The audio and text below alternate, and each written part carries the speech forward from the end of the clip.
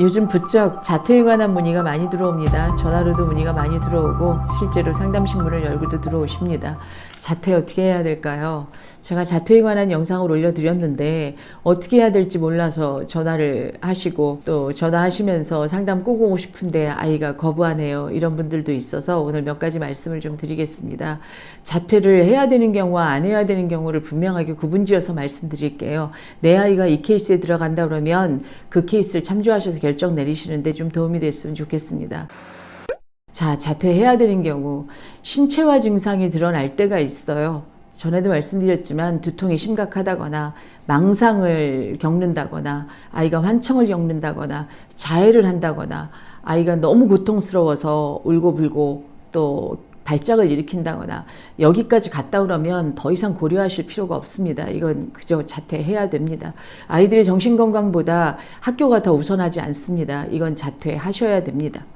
자, 두 번째, 명확한 목표가 있어서 자퇴하는 아이들이 있습니다. 예를 들면 지금 저에게 오는 케이스 중에 서울대 미대 가고 싶어요. 그런데 미술학원 다니면서 학교 공부하면서 도저히 1등급 끊을 수가 없어서 박사님 공부할 시간을 좀 확보하고 싶은데 저는 이런 계획을 가지고 있고 하루 24시간 이렇게 생활하고 있습니다. 저 자퇴하고 싶습니다. 이럴 때 막을 수 없습니다. 아이가 분명한 목표를 가지고 생활계획표를 다 짜놓고 이대로 가겠습니다. 이럴 때 부모님이 그 길을 막아서시는 건 별로 바람직하지 않죠.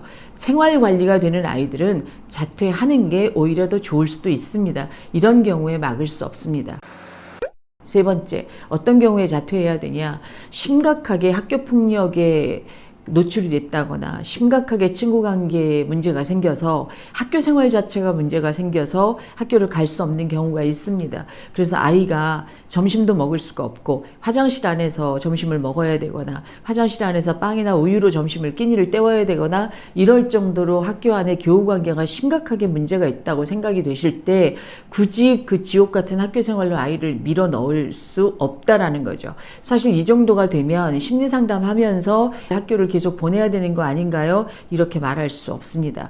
이런 경우 자퇴하는 게 맞습니다.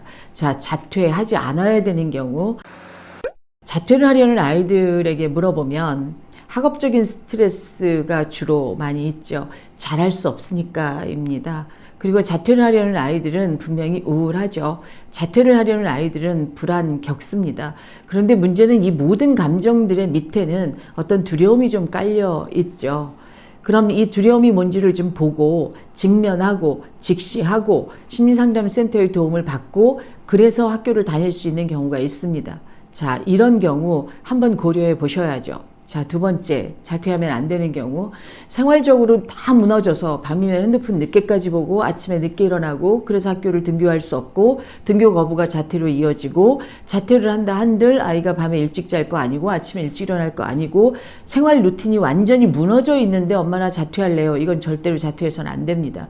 이렇게 자퇴하는 경우는 이렇게 1년을 그냥 밤 늦게 자고 아침에 늦게 일어나고 아무것도 안 하고 무기력에 빠져서 중증 우울로 갈 확률이 아주 높습니다. 이런 경우는 자퇴해서는 절대로 안 됩니다.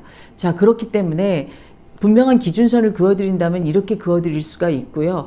이 기준에 맞춰봤을 때 내 아이 자퇴가 안 된다 했을 땐 길고 오랫동안 이야기하시면서 설득하시는 게 가장 합리적인 방법이라고 말씀드리겠습니다. 그래도 안 될 때 전문가의 도움이 필요하시다 그러면 누군가 중재해서 이 아이의 의견을 들어보고 설득하고 하는 과정이 필요하겠죠. 이렇게 결정하시면 될 것 같습니다.